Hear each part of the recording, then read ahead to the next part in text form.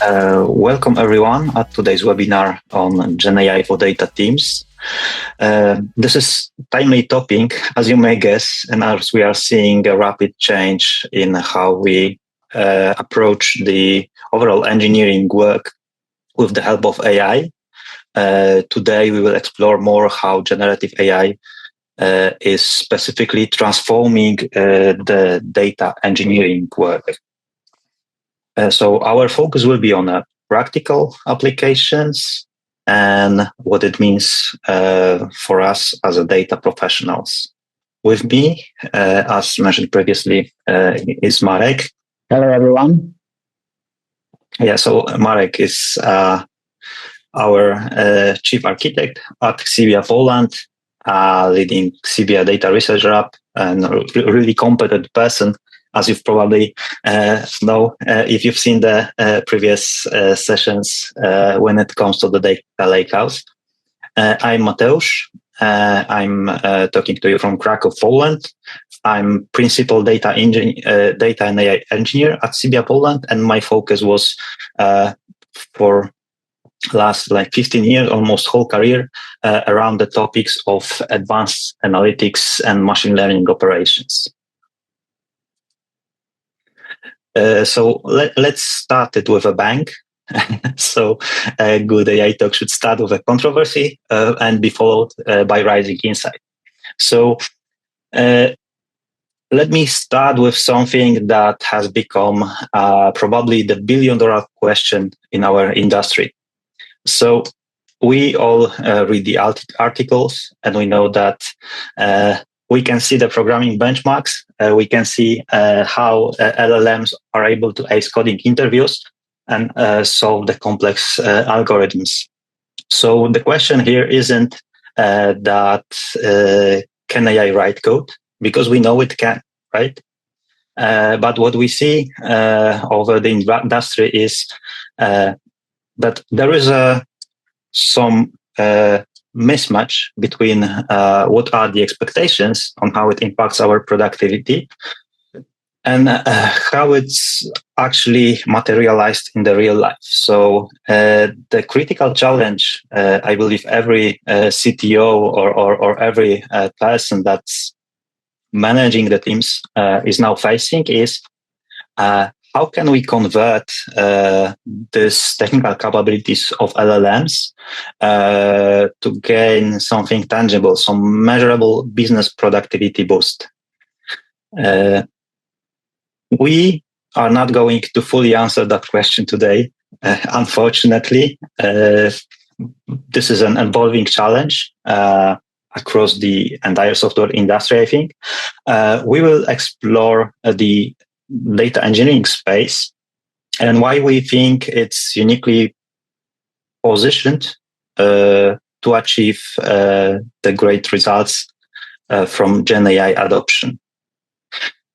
So before we go to data engineering, let's talk about some complexities in the software engineering space. So first of all, for every problem, it's almost an infinite solution space, right? You can have, let's say you want to build a logging system. Then you have almost unlimited amount of libraries you can use, different approaches, different architectures, different security aspects, and so on. So the AI can be easily overwhelmed by the amount of choices that can be it can materialize. So this is definitely not helping if you want to have a good deterministic result, right? Then we have the ambiguous requirements. So coming back to this logging page example, there is really a lot of things we need to consider, a lot of edge cases. We have some trade-offs to do on the go when choosing specific solutions and so on. So this is also the problem that this very characteristic and that actually makes, good choices make good good software engineers. This is definitely not a simple thing to do. And the last part is the scattered context. And I'm not talking only about the code, but, especially with the microservice architecture, it can be scattered all around the place, different repositories, but we also have like a different sources of documentation. And, there is some tribal knowledge within the data engineering teams, and we don't have the programmatic interface to access that yet. So this also can be a problem. With data engineering, we don't need this creativity.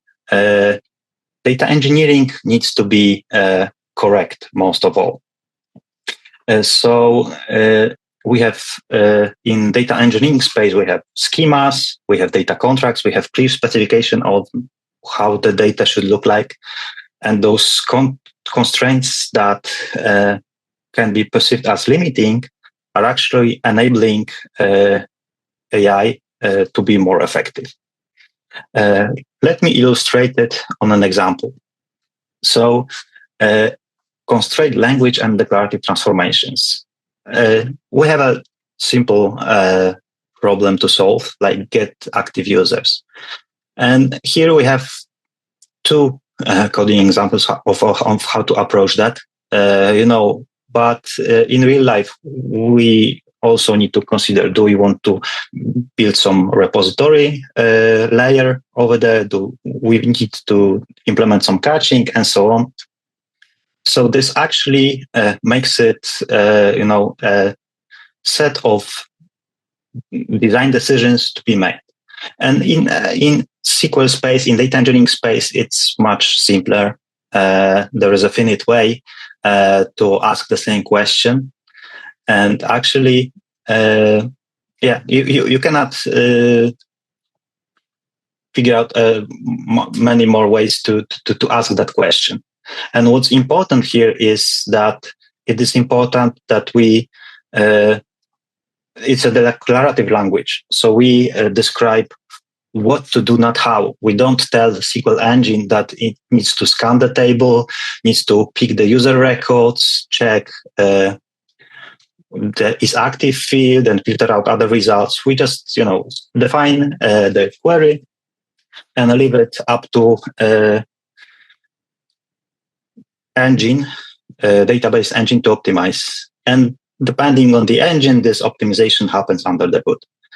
And here, this is like those constraint spaces make LLM excel in pattern matching, especially because it was trained over the years and years of SQL patterns.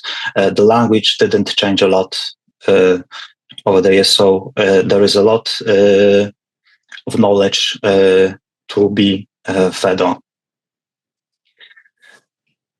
Then we have some extensions. So schema is not an extension. Schema is a basic thing. So it tells us what fields exist, what are types of the data of those specific fields, what data is accessible, what are the relationships.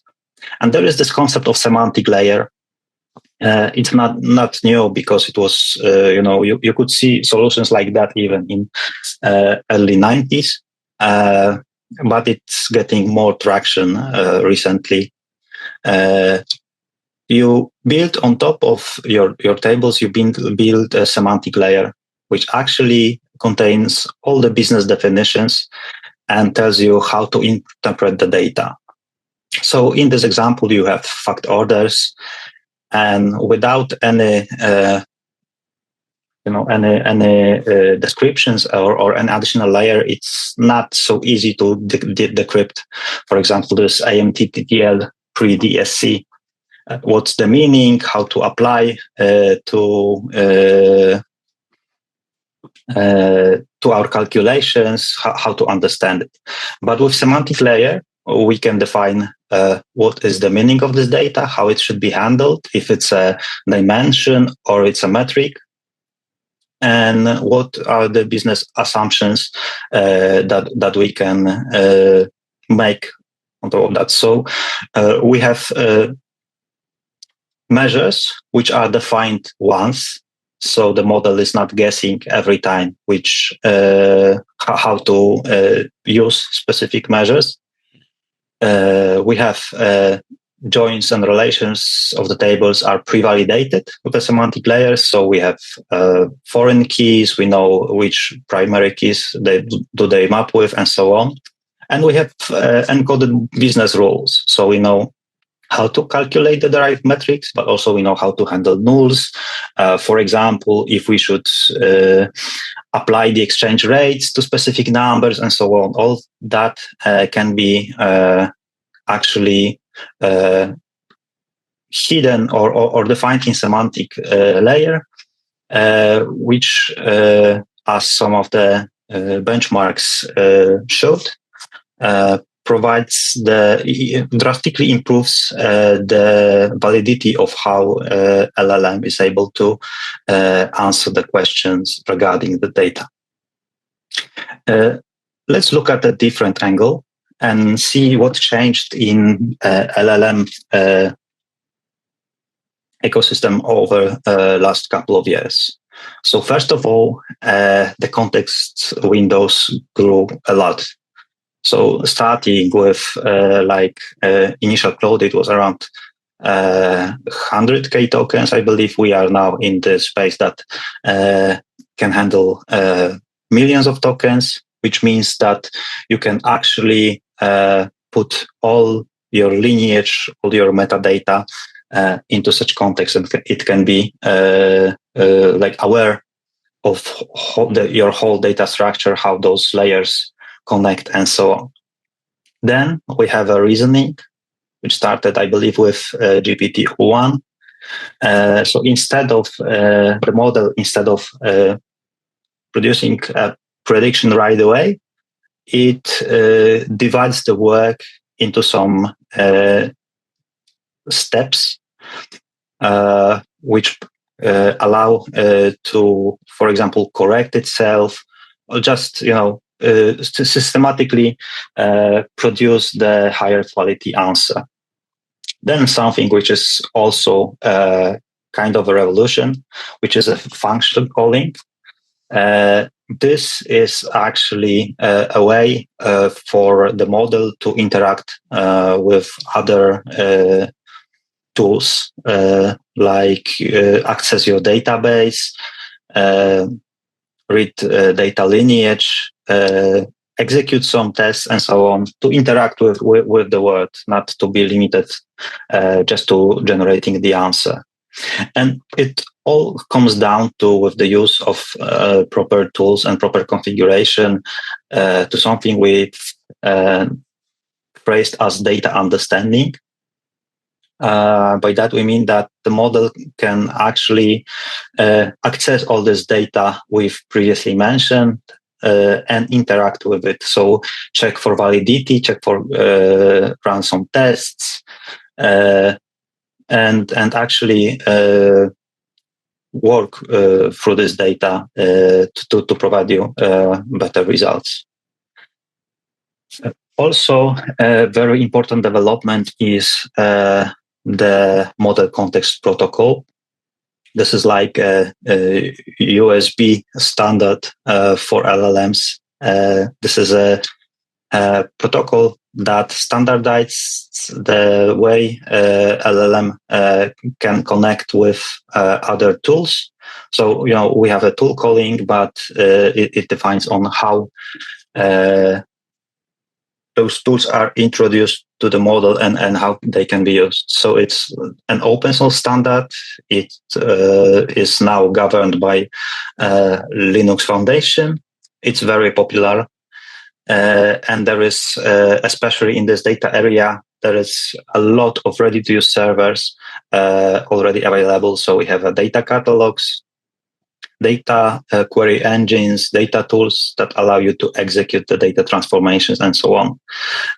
So the amount of possibilities for a model to interact with the world is really, really extensive.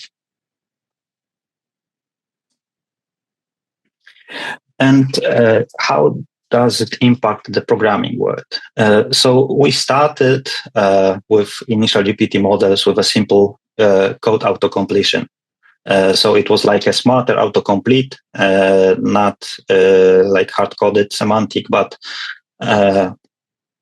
predicts like simple snippets of code. Then the capabilities grow. So we have this concept of white coding, where you actually describe what functionality or feature you want to achieve, and AI tries to write code, and then you work towards guiding it to improve this code. Then we went to agentic programming. So AI agents are like self-contained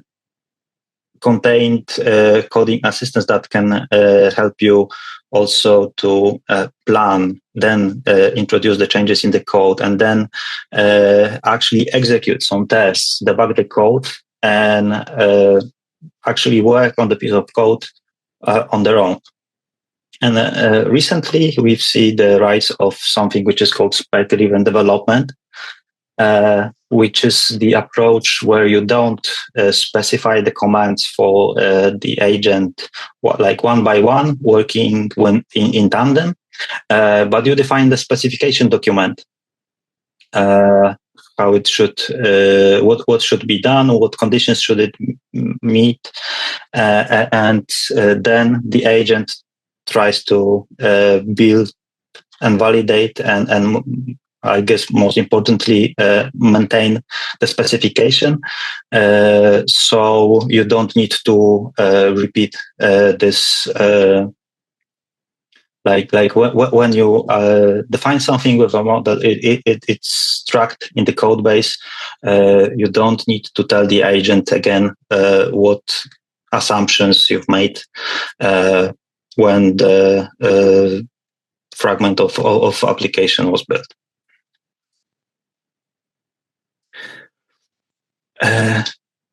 Then there was the rise of a programming agent. So the programming agent actually has three core capabilities. It has a tools, so it can access not only the code and not only make predictions, but it can also interact with the code. So execute some tests, tries to maybe access the data dictionary for you, maybe provide some deployment scripts, or actually query the data to see what's in the table and so on. And there is memory. So the agent can track what happened during the work. It can store the information that what went well, what went wrong, what other assumptions were made, and so on. And there are planning capabilities. So where when agent is given a task, it actually starts with planning to split the work into some smaller tasks, some smaller elements. Then there is an execution. Then there is a validation. And based on the validation results, it goes back to planning and can iterate until the results are satisfactory.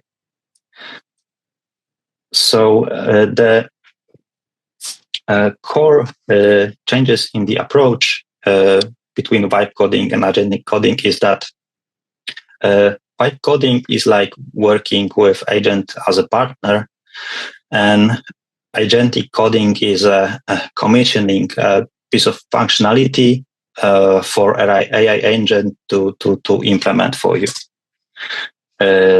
So, for example, planning and decomposition can be done by the end agent. With the tool utilization, so you had this situation where you generated some code, but it was on your plate to run the test to validate the code. Now it's able to execute the tests by itself and do corrections and fix things that don't work. And it also changes in like the overview, from the helicopter view. So instead of micromanaging it for work on a single component on model level basis, you can work on the wider scope, like considering feature or at the domain level. And instead of being a co-programmer, you are more the architect or the designer of the solution. And most popular agentic tools are currently the Cloud Code. It's like all of those are pretty fresh, but Cloud Code, Codex, Gemini, and AWS Kiro. Okay. I do believe that this purpose-driven development, so RDD, can be a new concept for you. So I would like to do a kind of deep dive and take a peek behind the scenes to tell you a few words how it's actually working and what problems it tries to address. So first of all, you should consider spec-driven development as a kind of evolution, not a revolution. So we are not reinventing the LLMs themselves. We are not inventing a new way of fine-tuning them. It's all about still a smart way of prompting, I would say.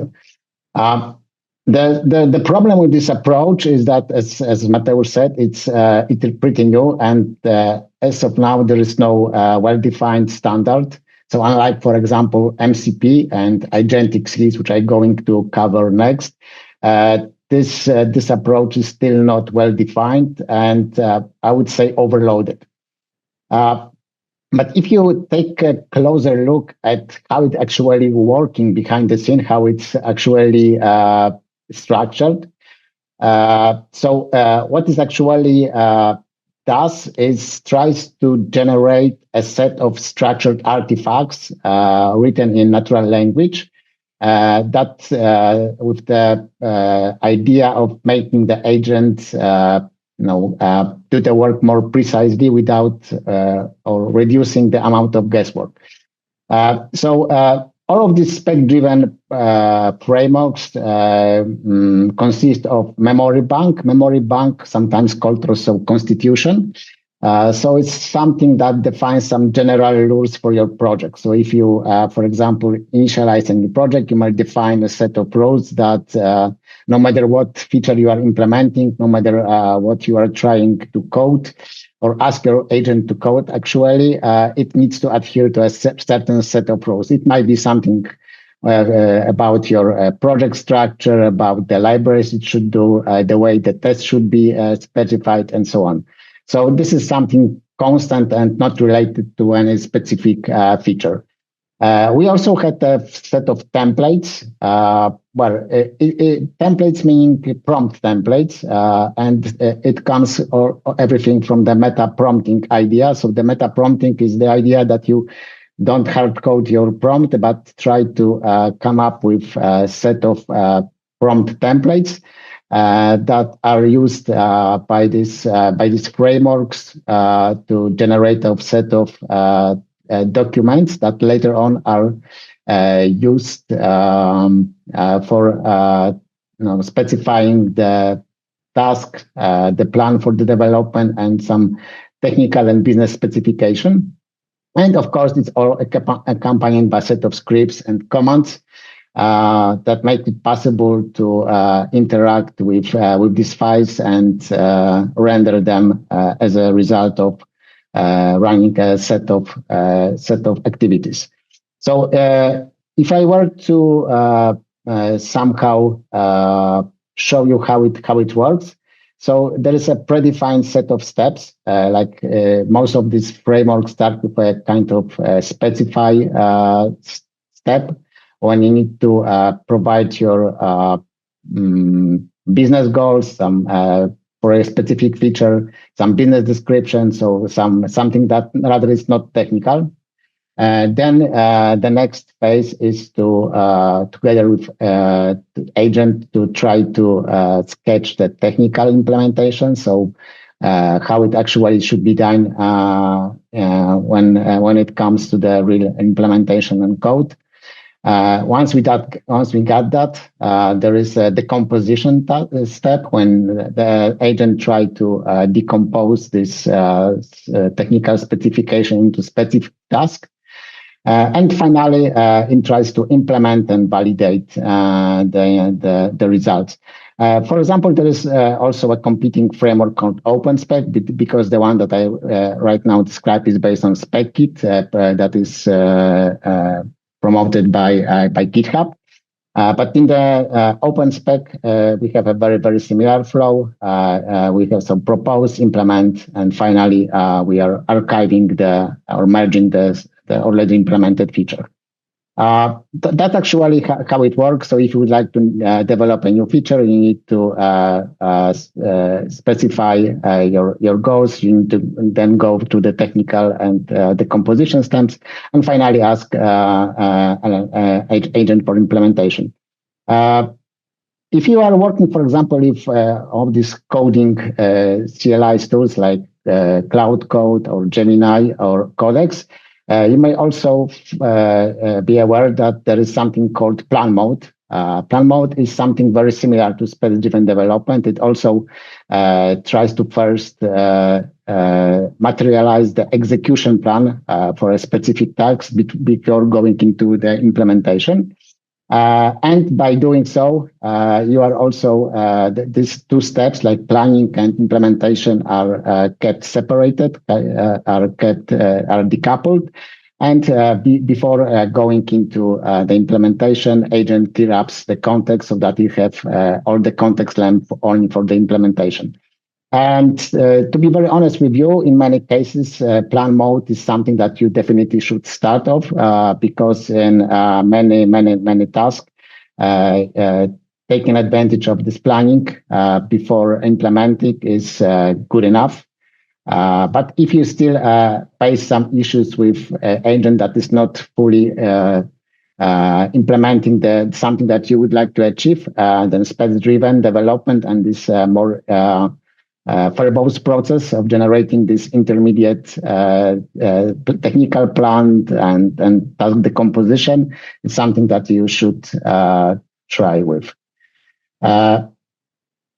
Next, we go with agentic skills. It's something that is also gaining traction recently. So basically speaking, agent skills is a standardized ways of extending the knowledge of LLM. Because if you know, LLM, of course, are trained on a certain corpus of documents, of sources. So there is always like lagging behind. There is for sure not aware of your, for example, internal standards, internal way of development and organizing projects. And agentic skills is reusable and file system-based resources that can augment the knowledge of a specific LLM. But you may ask question, oh, hey, we got something like, for example, Agents MD, Cloud MD. So we can, of course, and for example, the constitution or memory bank that I specified on the previous slide. But the key difference between agentic skills and the other way of adding the knowledge to or instructing the agents for a specific project is the fact that agentic skills are lazy loaded. So the agent decides to load the specific skill on demand. So if you take a look at how skills are constructed, there is always a description file and a set of certain directories that extend the skill with some scripts, some templates, some examples, and some arbitrary resources. But all these things are not loaded at once. But agent can decide, for example, based on some general description, as you can see on the right-hand side. For example, there is a DBT skill, and coding agents can, based on this description, decide whether it should load this skill so that this skill can help to solve a specific task. So this is ideal way of a distribution of domain-specific expertise and tasks. You may think of skill like, for example, DBT, medallion architecture, model, DBT testing, For example, some skills for migration from one technology to another. By the way, I will show you all these things during the demo that will be at the end of the presentation.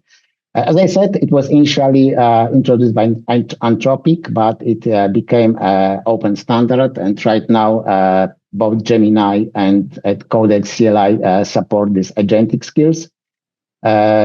And as I saw, it's really optimized for the context window usage. So it's not like that, or you may have like hundreds of skills available on your drive, but not all of them will be loaded. But as I said, they are actually load on demand. Of course, you can also run this skill explicitly, but in most of the cases, it's advised to leave agent to decide which skills and what point of time it should be used.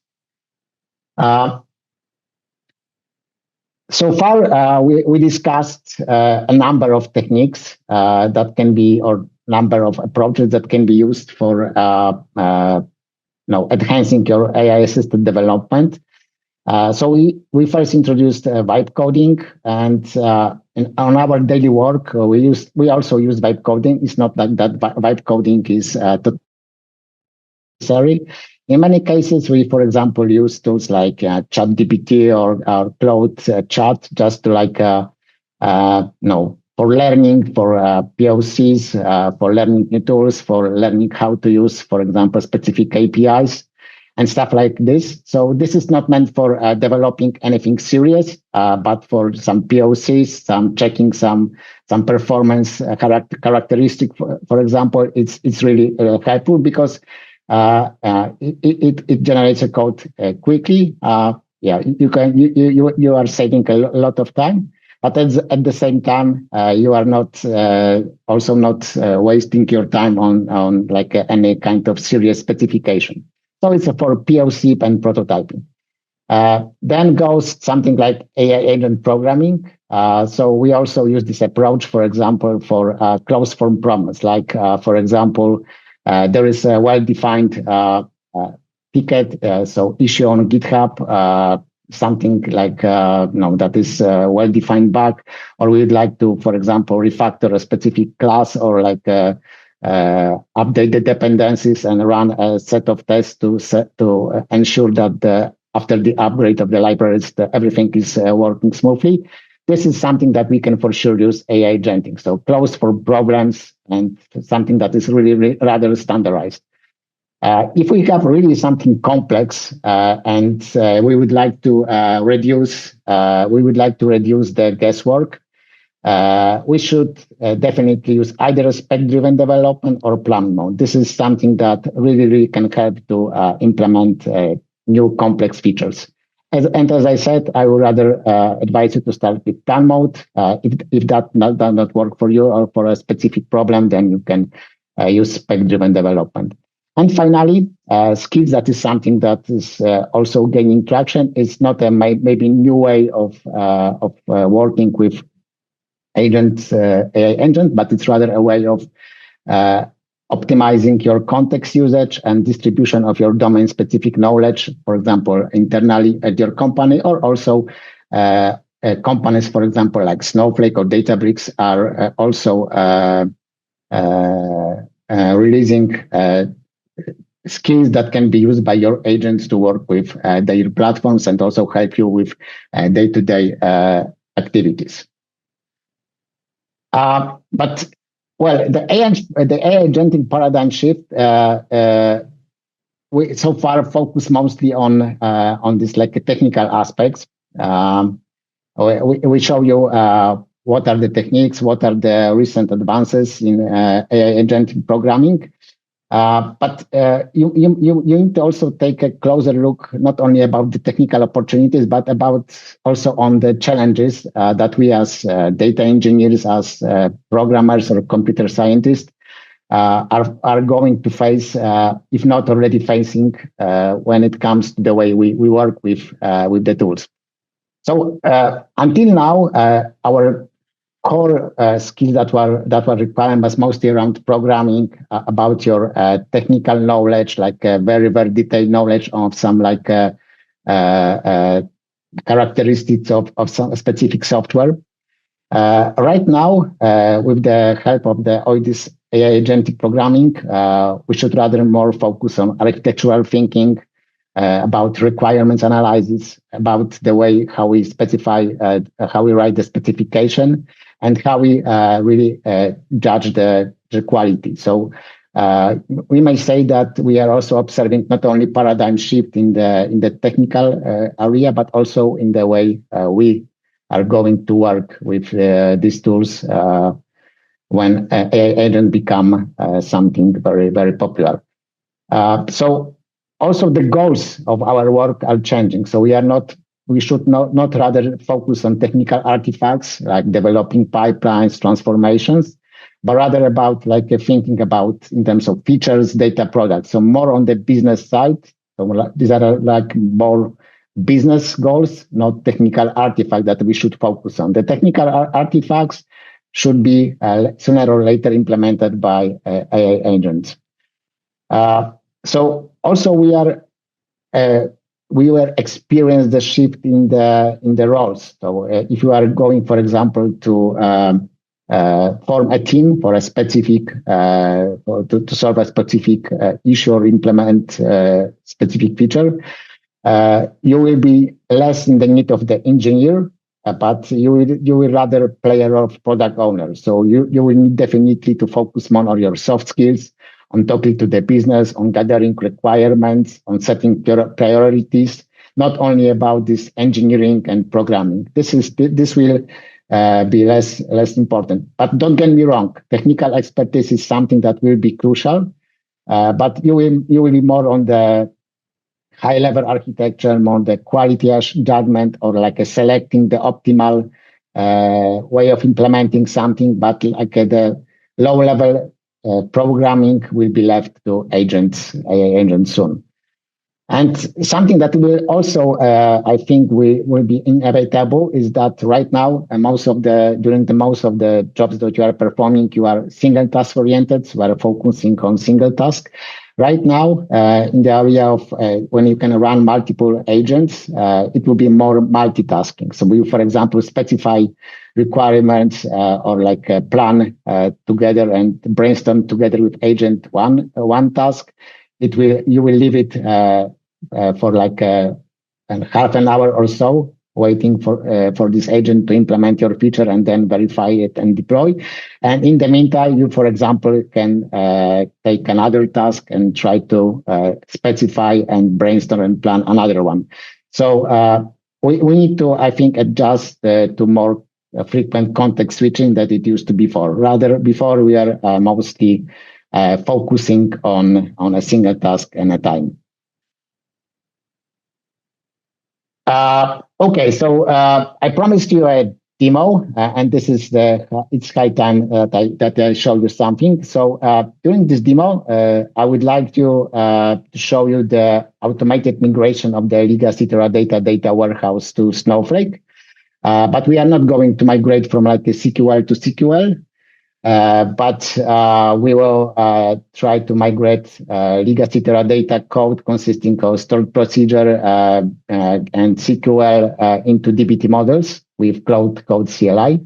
We will show you how Cloud can, on demand, pick up some skills that are already available to it. We will also show you how this model, this agent can build also the semantic layer for you, and how this semantic layer can be used later on by Snowflake Cortex analysts to give you the opportunity to talk your data with natural language, and how it can be deployed as a Streamlit application. So everything that we show you using the demo was done within a single session with Cloud Code. So we can show you that it's possible not only to migrate the legacy code into a dbt technology, but also how we can develop a chat interface in Streamlit that can take advantage of Cortex Analyst API and develop semantic views. Okie dokie. So let me try to run the run the demo. It's pre-recorded.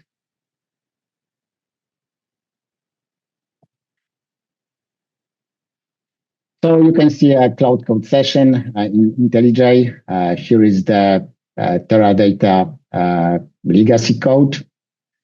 So it's SQL and procedures. Here we got Cloud Code skills. So there is a great number of that related to different technologies. And we start with instructions to them. Here we are, because it's a demo, we are bypassing the planning mode. We are just straight into implementation. But you can see also that even if you don't go with planning mode, also Cloud Code will develop a set of tasks and then implement it one by one. You can see that at some point of time, Cloud is loading skills that it feels can help them to implement. And then we got the execution plan. So even though we skipped the planning, Cloud Code came up with a plan on its own. And then it tries one by one to migrate first the bronze layer into the DBT models, run the data, load the data from CSV, and come up with a set of decent set of unit data tests and run load the data and run the test to ensure that everything is done correctly. As you can see, it took around a quarter for Cloud Code to migrate this bronze layer into DBT and run some tests. Later on, it started to run the test and fix if anything is broken. At the same time, it also discovered how to connect to Snowflake, how to take advantage of environment variables, and so on and so forth. Since a few tests were failing, it also connected to the Snowflake because there was a skill for that, and also discovered how the data test should be refactored. So after this phase, the bronze layer was there. We got also a great number of data tests. It also summarized what translations from the Teradata features to Snowflake one were used during this phase. Next, we would like to go further and implement the silver and the gold layer. We got the Teradata SQLs and procedures as well. But this time we also wanted agent to implement semantic views so that we can later on use it in our Talk to Your Data application. Again, we got a list of tasks.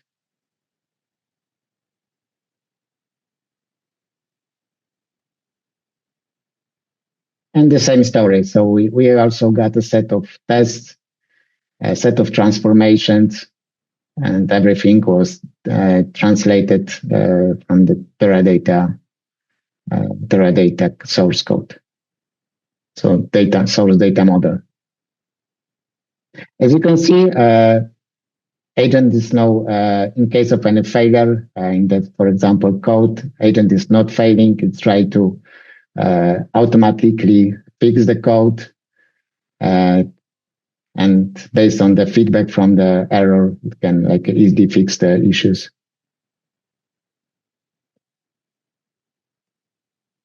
And again, we have a nice summary of the migration, how the silver and gold layer were structured using the DBT medallion skill. So actually everything was up to our specification.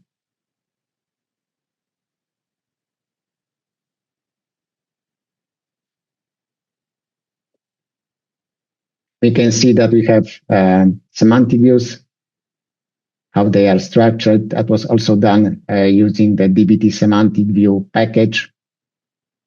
And here we take a look at the catalog in Snowflake. So we got these semantic views defined here. And here we got our Talk to Your Data application that is taking advantage of the semantic layer that we defined. We have three domains. and we have some example questions that can be answered.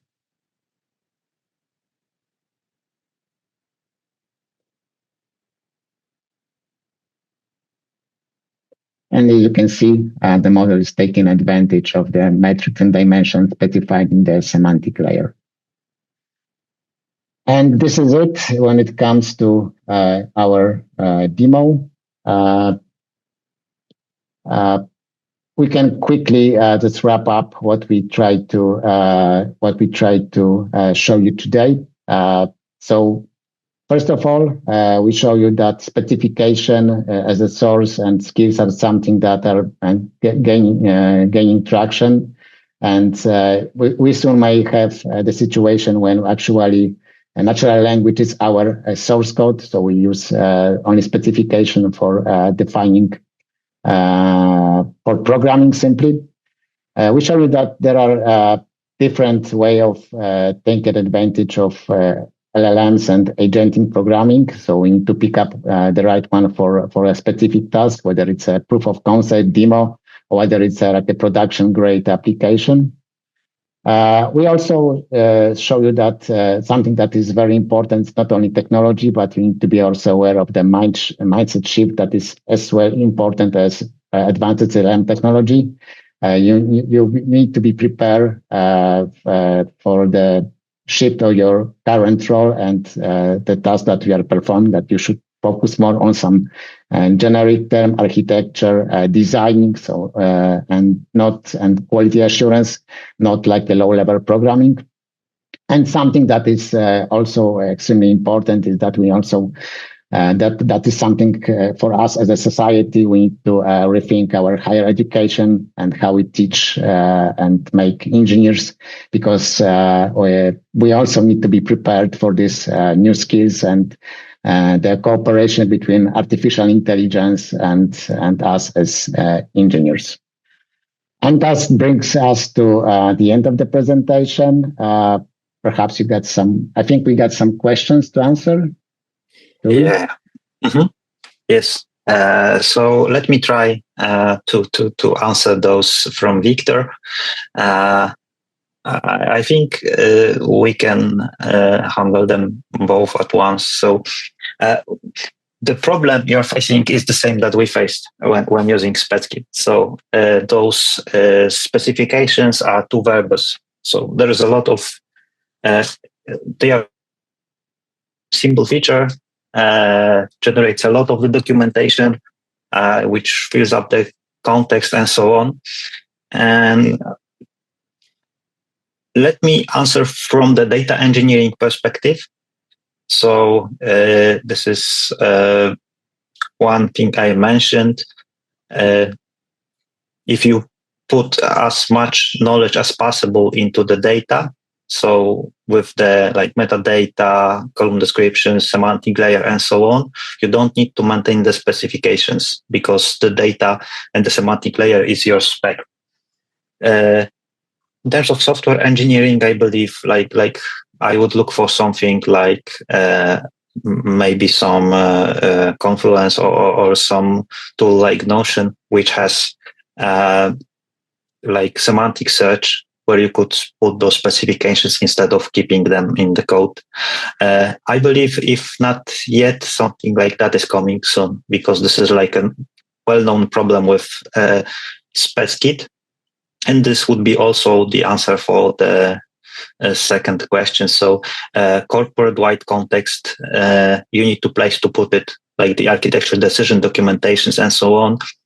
I would also look for some Confluence or something like that, something that supports the semantic search, so it can easily find the relevant parts of documentation, and that may help.